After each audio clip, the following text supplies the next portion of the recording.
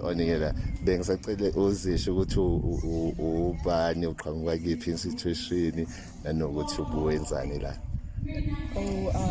Hi everyone. I'm Sister Gila from Umuza Clinic.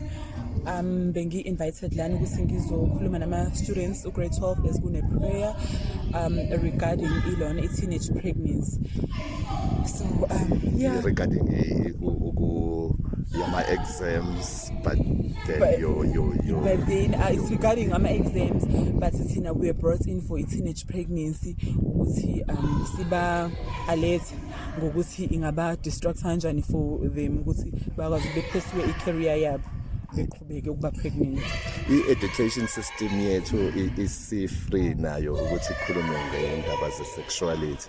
Is this not contributing negatively ekutheni abantwana babe more aware of sex bese bancane njoba nje nawo ubukhuluma nje freely njenga-education system yabo? It actually does. Yeah, ukuba exposure it actually does. Like sorry uthe ene sekufreely ukuthi sikhulume i-education system iyabafundisa freely nge-sexuality. Yes, iyabafundisa. Nawe njoba ufundisa la ubukhululekile ukukhuluma nge-sexuality. Ngizama ukubuza ukuthi ngokubheka kwakhe emphakathini, does it really help ukukhululeka noma kuyenza ukuthi kube ne-disadvantage ukuthi ma-expose to this information bese befuna uku-experiment?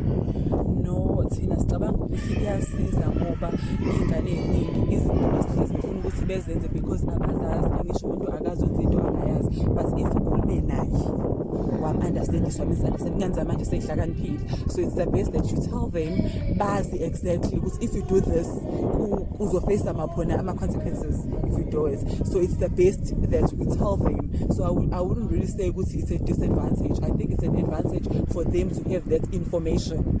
Okay. Yes. And me as a parent as well, I strongly believe it's important that they know. Okay. Indlela obukhuluma ngayo iyakhombisa ukuthi we are real about the subject matter, but i-concern yami immediately ngiba nayo indaba ka-HIV and AIDS. I didn't hear you talking about HIV and AIDS, and I'm a bit worried. What do you think? Fine, you didn't hear me talking about HIV and AIDS. It's because the topic that we had to cover, it was teenage pregnancy. So HIV and AIDS ungene la dusingena khona ne-condom, apparently la dusingena khona ukuthi they must condomize. So but then we don't really want to dwell because of isikhathi khona, but thina as ama-school health nurses we dwell on it as well, because siyababona sinavele almost every day we rotate zonke ikole and we see them. I-research iyaba khona eyenziwa i-ABM laba ba-organize lo mcimbi iyakuveza ukuthi igenge esencane are not exposed kakhulu ku-HIV and AIDS. What's your experience on they are not exposed? They are not infected kakhulu. They are not infected because, they are not infected because njengamanje ngithi uhulumeni usabenzela i-program le yaka school health nurse le ukuthi siyafika khona ekoleni siyabafundisa ngo-HIV and AIDS, siyabafundisa ngazo zonke izifo ezikhona. So now iyehlisile leyo nto ngoba sebeni-understanding, sebeyazi kahle kahle mekukhulunywa HIV and AIDS kukhulunywa ngani, uthola kanjani, and we are stressing it. So ithanda ukuthi yehle yona impela nje kakhulu. So it is true ukuthi kukhona umehluko obekhona ku-infection rate. Yes, it is true. More especially in the area. Factors you say it's mainly about awareness. Ukuthi abantwana bayafundiswa ba-expose to information. Ama-factors a-contribute ekutheni isimo sibe ngcono. ukuthi phela abantwana sibafundise. Ikona ukusiza. Yes, ukuthi sibafundise bazi ngoba isikhathi esiningi uma ukuthi uyabheka mengabe sibuyela back emuva fana lento le ya HIV, I'm going to go back kancane on the HIV part. Leyo part leyo there was a time whereby ingane zingathola ukuthi ingane izolimala esikoleni lezi ezinye zimthinte ngoba angisho they do not have the understanding abazi. So now that they know, ingane kuzukubone nje manje ingane esikoleni ithinta igazi lomunye because we stressing the importance of ukuthi awuthinti ama-fluid omunye. So it's helping a lot. It's really helping. Condom use effective? Yes, it is effective because they don't take it. Ukuthatha may not necessarily mean uzoyisebenzisa. What's your take? it may not mean, it may and it may not.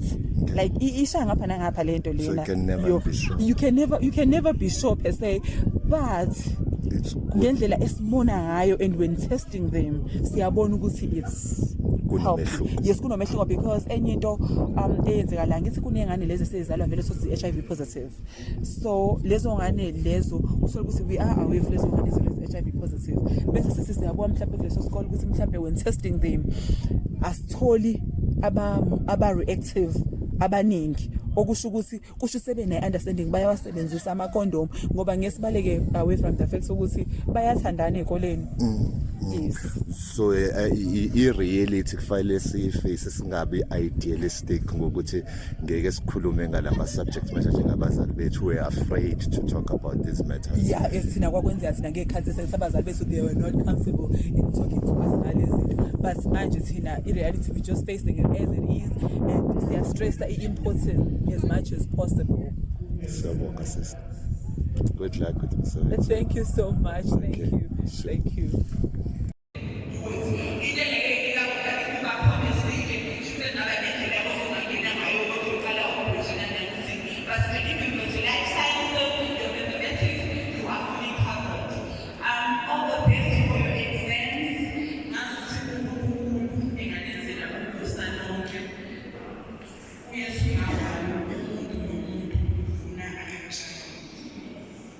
Njengoba uyazazi nonyaka oqala usuqalile page kodwa ke futhi-ke akakabi usaka-crossnight manje akabonakali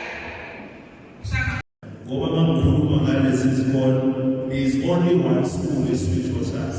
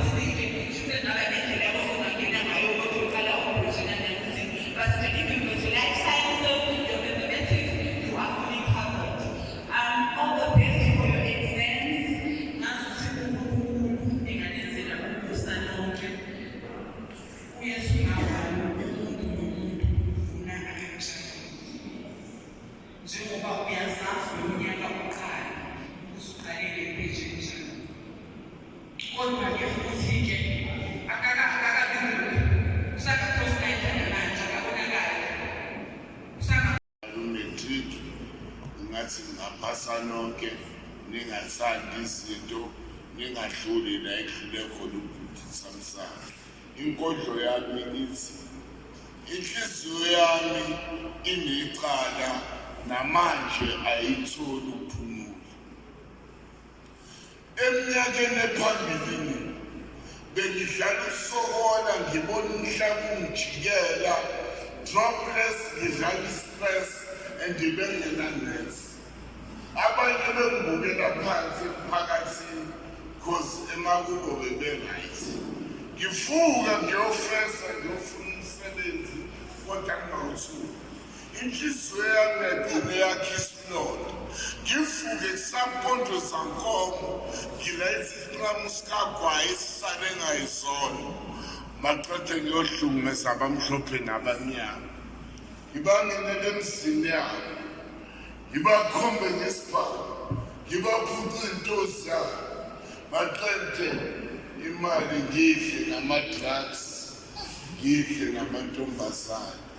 Kuvuka umama ekuseni ekhalini yembezi athi kodwa Samsana yini emzini kaphansi. Ngithi thula mama, ngangingekho ebusheni bami.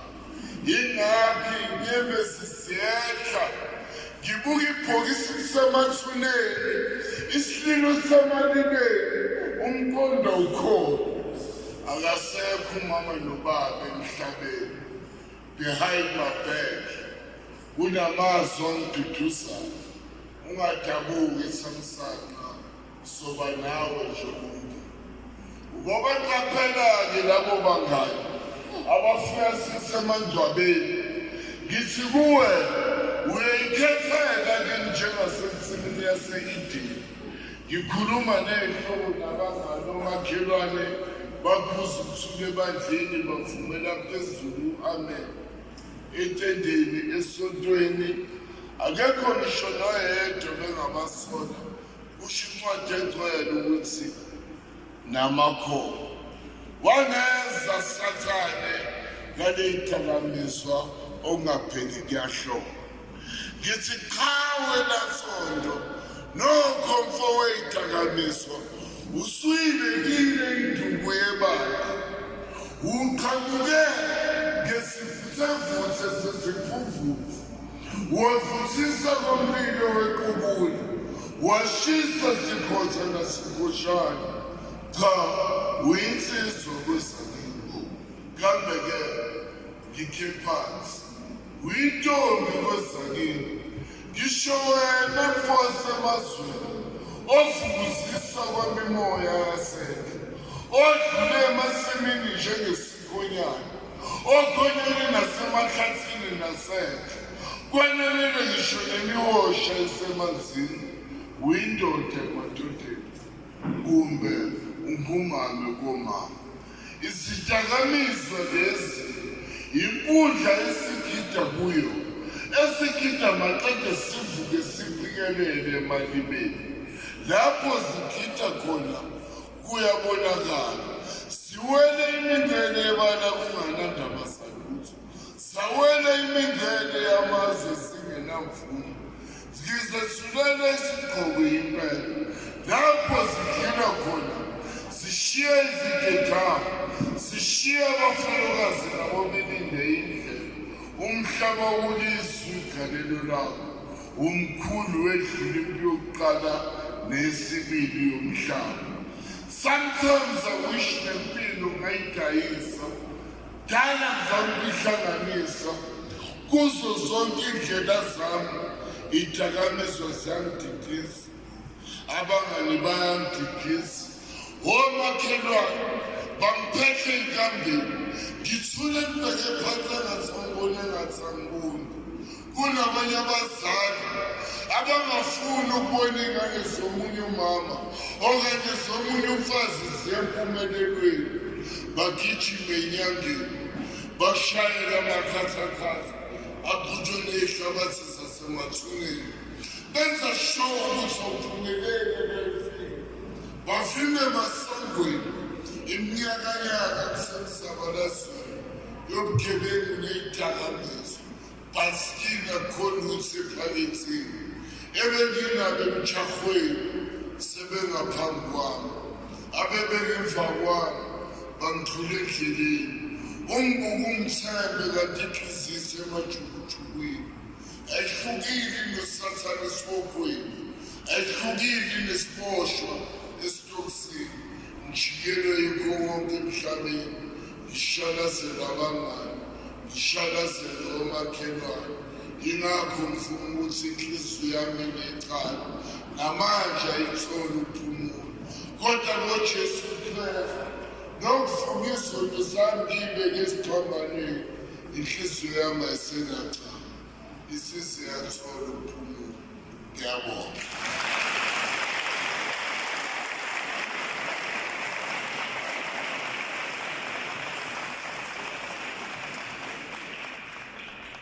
Kepha isingempilo isingenamuhla futhi isingekusasa lakho lokugcina ngithemba ukuthi ngizwile bakhave kakhulu okuningi ngizwile kukhulunyiwe ngebullying nangama-drugs kanti bese ngisakhuluma mina kakhulu ngesikhathi uzongena uzakwethu lapha eklinikhi akhulume nge-teenage pregnancy bengazange ngisazichaza-ke angizichaze ekugcineni nami ngisenga-emotional ngatsha ufuna ukumtshela ukuthi olendlela uzwile kodwa ongezwanga ngesimphoqo ukuthi ezwe ngunzimande nemaphoyiseni asesiteshini eThekwini ngisebenza phakathi kwaKapteni uSibiya ngisebenza